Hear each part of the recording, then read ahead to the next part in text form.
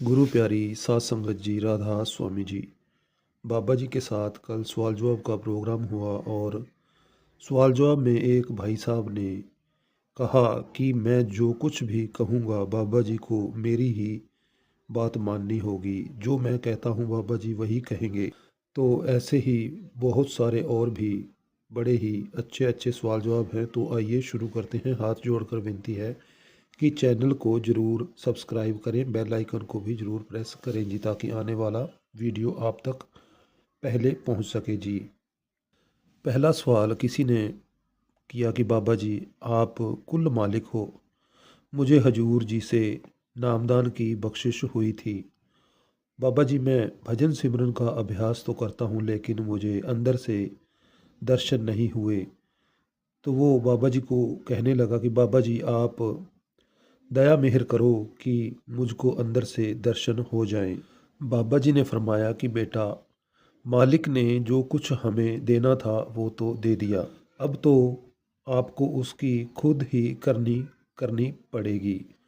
और बेटा हमें उसकी कदर करने की ज़रूरत है। मालिक अपनी तरफ से कभी भी कोई कसर नहीं रखता।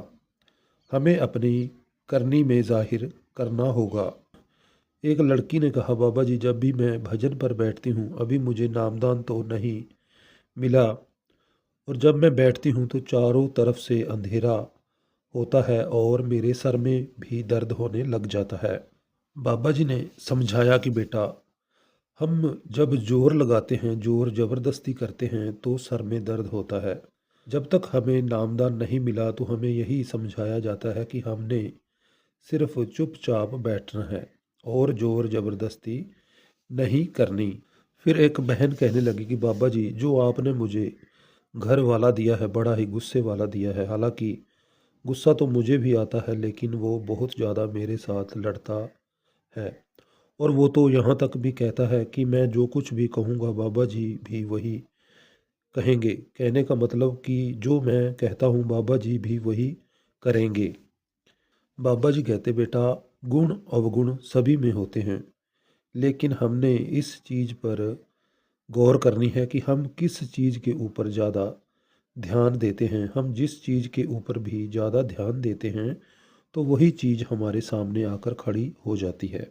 फिर किसी ने कहा कि बाबा जी कई बार कुछ ऐसे काम होते हैं जिसमें मेहनत कम करनी पड़ती है और उसमें पैसे आते हैं, जैसे कि स्टॉक मार्केट, बुढ़ापा पेंशन आदि। तो इसके बारे बाबा जी ने फरमाया जो चीज़ आसानी के साथ मिलती है वो चीज़ आसानी के साथ चली भी जाती है, और जो चीज़ जिसमें हम हक हलाल की कमाई करते हैं, मेहनत करते हैं, तो उसकी खुशी भी ज़्यादा मिलती है और उसमें बरकत भी ज़्यादा होती है। अगला सवाल बाबा जी कुछ लोग जो सिगरेट बेचते हैं, शराब बेचते हैं, हालांकि वो खुद तो नहीं इसका इस्तेमाल करते, तो उसके बारे बाबा जी ने फरमाया जिस चीज़ का हम इस्तेमाल नहीं करते और जो चीज़ हम अपने बच्चों को भी नहीं देना चाहते, तो फिर हमें विचार करना चाहिए कि हम दूसरों को कैसे दे सकते हैं।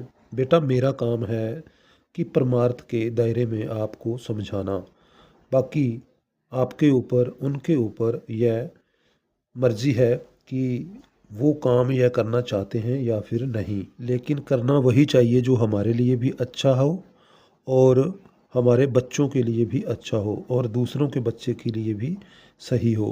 फिर किसी ने कहा कि बाबा जी जो हमें इस दुनिया से छोड़कर चले जाते हैं हम उनके पीछे बहुत ज़्यादा रोते हैं। हालांकि हमें सभी समझाते हैं कि मालिक का भाड़ा, मालिक के भाड़े में बाबा जी कैसे आया जाए। बाबा जी ने समझाया कि बेटा हमें भी पता है जो चीज़ चली गई वो वापस तो नहीं आने वाली। हम इसलिए रोते हैं क्योंकि हमारा उनके साथ मोह जुड़ा हुआ है। लेकिन बेटा सोचना चाहिए कि अगर कोई अपने सच्चे निज घर चला गया तो हमें उसके लिए खुशी होनी चाहिए या फिर गम। हम इसलिए रोते हैं हमारे स्वार्थ के कारण। हमारा उनके साथ मोह होने की वजह से हम उसकी कमी महसूस करते हैं। लेकिन हमें दूसरी तरफ विचार करना चाहिए कि वो मालिक की चीज़ थी और मालिक अपने घर ले गया। फिर किसी ने कहा कि बाबा जी मन बहुत भटकता है। बाबा जी ने फरमाया कि इसीलिए तो बेटा भजन सिमरन दिया गया है कि उसकी कमाई करो, और यह हमें देखना है कि हमने अपने मन को किस तरफ लगाना है। एक भाई साहब ने सवाल किया कि बाबा जी, पंछी उड़ गया और फड़फड़ाने लग गया। उस भाई साहब का इशारा अंदर की रूहानियत की तरफ ही था। तो उसने बाबा जी को समझाने का प्रयास किया। बाबा जी ने फरमाया कि जो पंछी होता है उसको आदत पड़ जाती है।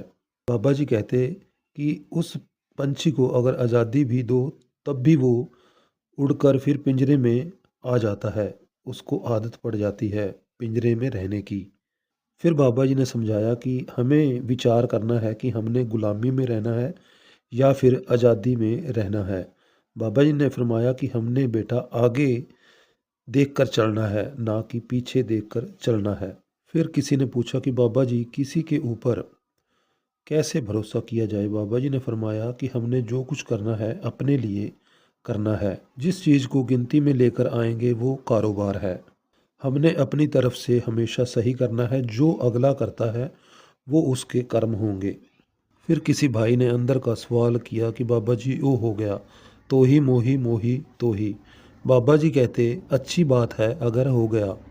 बाबा जी कहते कि अगर मालिक ने दिया है तो उसकी कदर करो, यह एहसास की बात है। फिर वो भाई ने दबी हुई आवाज़ में बोला कि अब तो आप हर समय दिखाई देते हो। बाबा जी ने कहा, बेटा मालिक तो घट घट में है। बाबा जी ने फरमाया, अगर जिसको उसकी पहचान एहसास हो जाता है तो मालिक की बड़ी दया होती है। फिर वो भाई कहता कि बाबा जी, एक बार आपने सत्संग में मुझे आवाज़ लगाई, उस समय तो सब कुछ चला गया, लेकिन अब मैं दोबारा आप तक पहुंचा हूं। बाबा जी कहते, बेटा मालिक तो हर समय हमें आवाज़ें लगाता है, लेकिन हम ही कोशिश नहीं करते। बाबा जी कहते कि हमें तो हर समय मालिक की आवाज़ सुनने की कोशिश करनी है। फिर किसी ने कहा कि बाबा जी, मुझे 2 साल हो गए नामदान लिए हुए, मैं भजन सिमरन भी करती हूँ, लेकिन मुझे अभी तक अंदर दर्शन नहीं हुए। बाबा जी ने फरमाया, बेटा हमने तो मालिक के हुक्म में रहना है। हमें तो मालिक का शुक्र करना है, और चलते पानी में कभी भी शक्ल नहीं देखी जा सकती। जब हमारे मन की अवस्था स्थिर हो जाती है तो बेटा एहसास भी हो जाता है। फिर किसी ने कहा कि बाबा जी, गलती हो गई है। तो बाबा जी ने फरमाया कि बेटा गलती से सीखना है, और जो हो गया अब पीछे मुड़कर नहीं देखना। अगर कई बार कोई गलती हो भी जाती है तो बैठकर उसका हल निकालना चाहिए, और बेटा बार बार गलती नहीं दोहरानी चाहिए। फिर एक भाई ने कहा कि बाबा जी, मैं ड्राइवर हूँ और कई बार मेरे साथ कोई ऐसे बैठ जाते हैं जो ड्रिंक करते हैं। बाबा जी ने फरमाया, बेटा आप अपनी ड्राइविंग की तरफ ध्यान दिया कीजिए।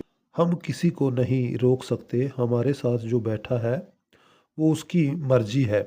फिर उसने कहा कि बाबा जी, कई बार हम किसी को जब लेकर जाते हैं तो वो हमें कोई प्रसाद देते हैं, तो क्या हमें ले लेना चाहिए? बाबा जी ने फरमाया कि बेटा प्रसाद क्या है, मालिक ने हमें जो कुछ भी दिया है यह सब कुछ ही प्रसाद है।